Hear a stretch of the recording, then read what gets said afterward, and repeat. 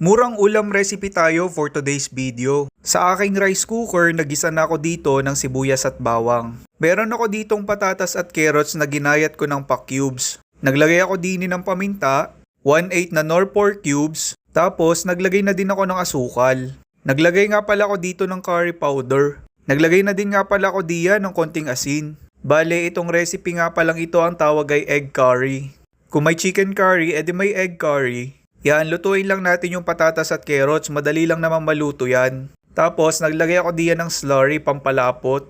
Naglagay din ako ng konting suka para hindi mapanis. And then, syempre, lagyan na natin ng nilagang itlog. O diba, ang simple lang ng recipe niya. Hala, nung tinikman ko nga eray masarap. Lasang chicken curry O ayan, ako'y nagplating na. May pagayon pa nga si Tutoy. Uy, try nyo to, promise, ang sarap. Hala, kung kayo napapaibig, kayo magluto. Tara, kain na tayo.